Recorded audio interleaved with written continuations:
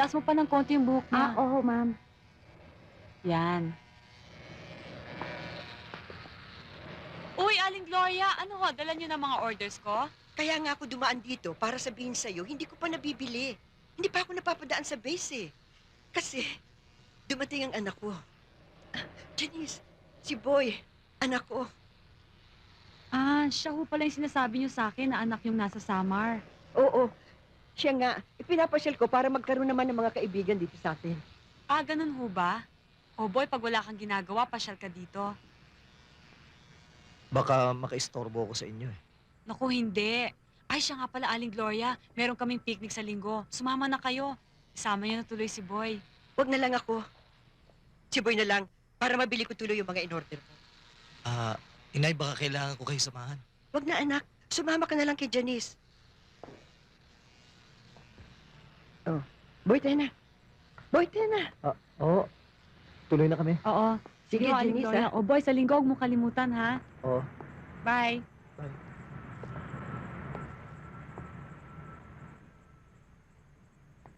Hanggang dito ba naman? Nasusundan mo ako? Nagdaan kasi ako sa club, nasabi ng tatay mo, narito ka raw. Ano, kamusta ka na? Halika, tuloy ka. Maupo ka. Oh, kamusta na ba? Ito, mabuti. Boy, may bisita ka pala.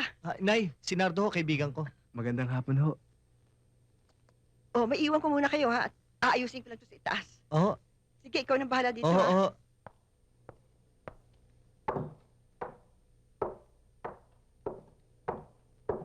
Uy, ano ba sadya mo? Ito, wala nang kayod. Pinasara na kasi ni Mrs. yung gravel and sand eh. Ah, talaga? Oo. Sinundo na nga ng mga bata. Para doon na manirahan sa Amerika. Boy? Oh. May gusto sana akong ipakiusap sa'yo eh. Ano yun? Kailangan namin ng isang leader, boy. Gusto namin bumuuli ng grupo. Dati kong mga kasamahan yan. Eh, ba't ako napili nyo para mamuno sa inyo? Kilala ka namin, boy. Patunog na rin ang pangalan mo. Bilib kami sa diskarte mo. Pare, ano bang klaseng trabaho itong papasukin natin? Protection racket. Unti-unti, hawakan natin ang bumbulakan. Eh, paano kung may masagsaan tayong malaking taong mahawak ng protection racket na yan? Walang problema roon. Meron din tayo nasa likod. Kaya lang, hindi ko pwedeng sabihin sa inyo. Teka muna. Kailangan malaman ko yan.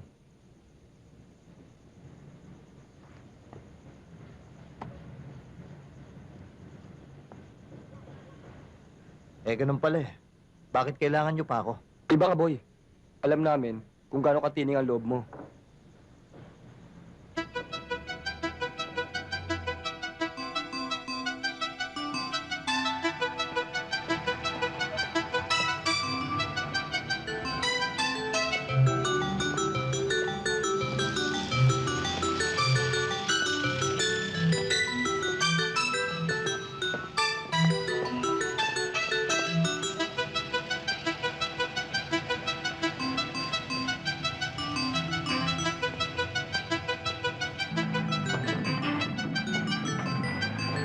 Boss, ito na ho.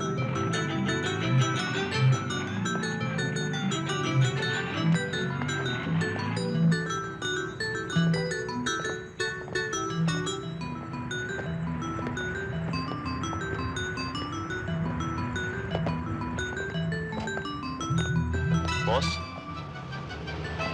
Yung para sa amin.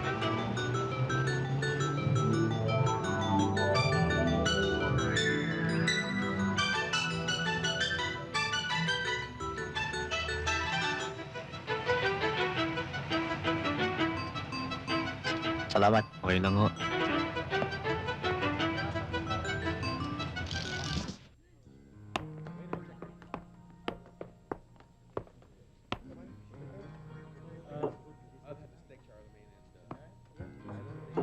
Anything else, sir? Wala.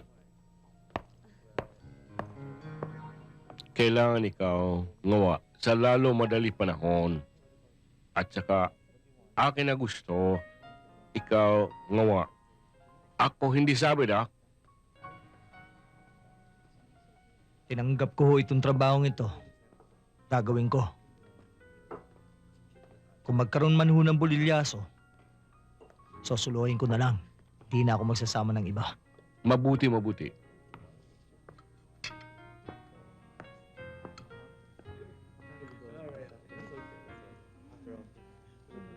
Pag ikaw gawa sa aking gusto,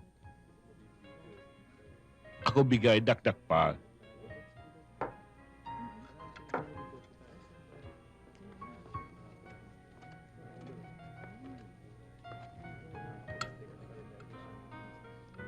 Saan ko siya makikita at paano ko siya makikilala? Magandang gabi rin. Sige, enjoy yourself. Pupulang kayo. Salamat. Oh, Mayor! Toribio! Ang akala ko hindi na kayo darating eh. Maaari ba naman yan? Kundi dahil sa tulong na ibinigay mo sa akin noong nakaraang leksyon baka wala ako sa katungkulan ko ngayon. Wala nga naman yun. Mga kaibigan, ang ating butihing mayor. Salamat. Thank you. Ado ka na sa gitna, mayor. Salamat.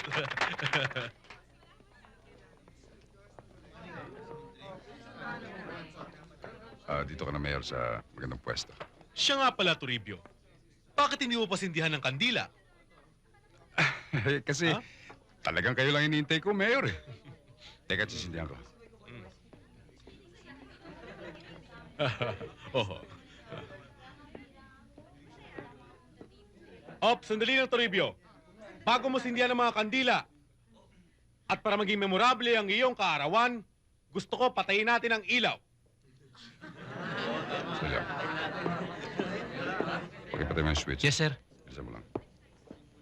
Sandali lang, mayor, eh. Okay. Patiin naman natin ang may kaarawan. Thank you, mayor.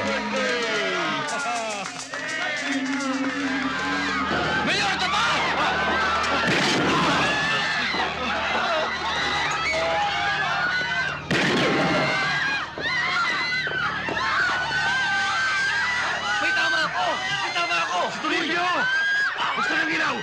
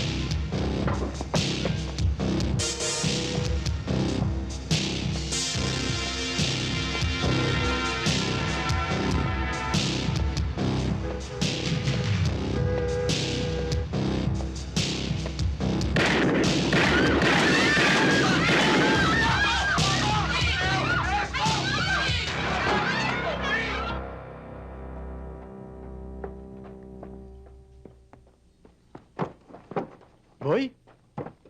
Boy! Oh, pare. Magandang pambagong taon sa'yo yan. Si Quezon, patay na. Di wala ka ng problema. NPA, ah. O ba't ka tumatawa? Wala. Di ba't sabi mo wala na akong problema? Di ba nga? Pakihawak nga, pare. Tama-tama ang dating mo. Nagluluto ako, eh. Mukhang masarap yan ah. Ano ba yan? Bulalo. Okay ah.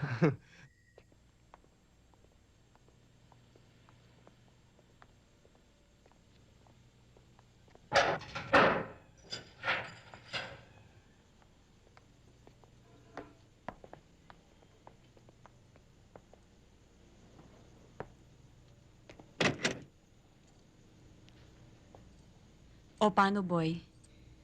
Bukas hihintayin kita. Ba't pa kanina ka pa walang kibo? May problema ka ba?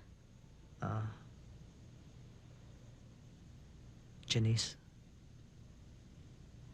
Itong mga susunod na araw baka hindi na kita masundo. Bakit? May nagawa ba akong hindi mo nagustuhan? Wala. Kasi, ang hirap ipaliwanag eh. Kasi, Janice, gusto kong malaman mo tungkol sa akin. Sa sarili ko. Alam ko na.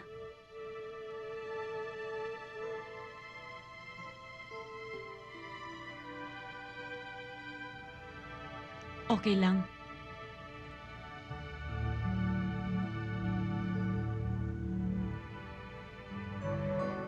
Sino siya? Janice, hindi yung iniisip mong dahilan. Ang ibig Ano kong pa? Ano pang dahilan? Ano pang totoo? Sabihin mo! Janice,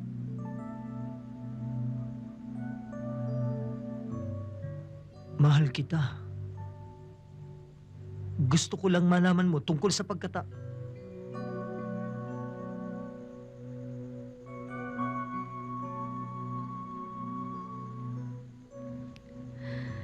Mahal din kita, boy.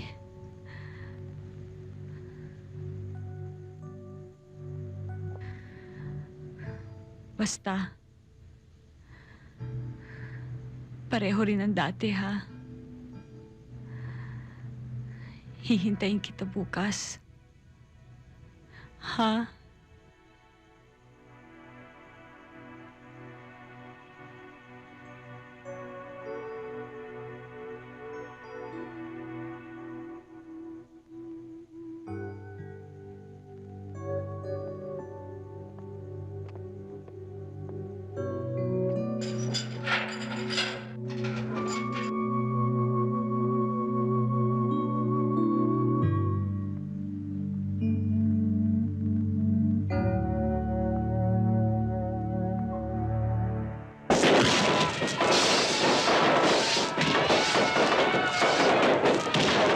Oh boy, Tay, Happy New Year. Happy New Year.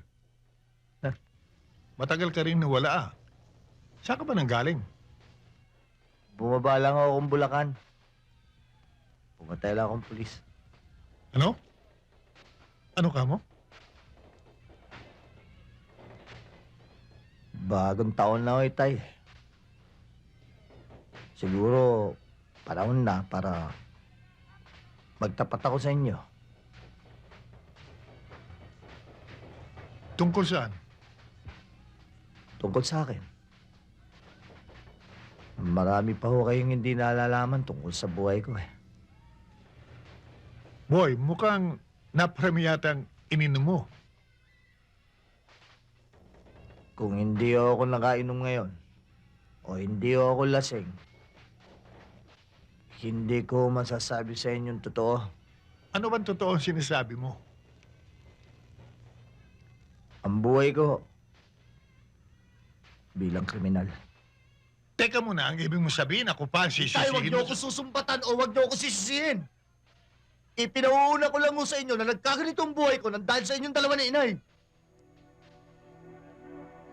19 na taon bago ko ho kayo nakita. Nasabit na ako sa iba't ibang klaseng krimen. Pero mas madalas, inuupahan nila ako.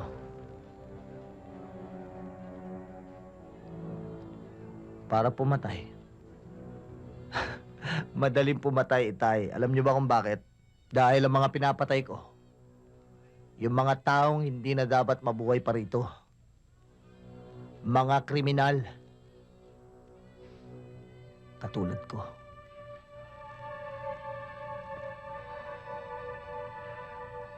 Mas magaan nga sa akin ang pumatay ng halangang bituke kesa mang-hold up ng mahirap na katulad ko. Ganun lang yun, Tay. Boy, hindi ko gusto nangyari sa iyo. Siguro, kung ikaw ay lumaki sa aking poder... Tay, wag na natin pag-usapan pa ang siguro lang. Ganito na ako eh. Wala na tayong magagawa ron. Tay.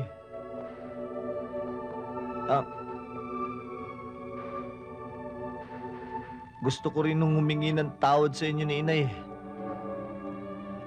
Sa mga paninisi ko sa inyo.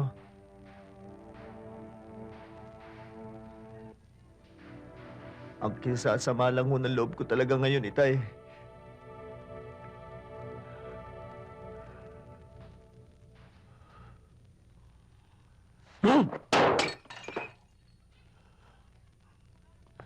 Hindi ko na pwedeng tuluyan si Janice.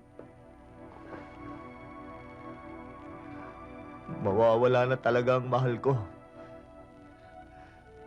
Dahil wala na siyang kinabukasan sa akin. Kasi ganito na ako ngayon.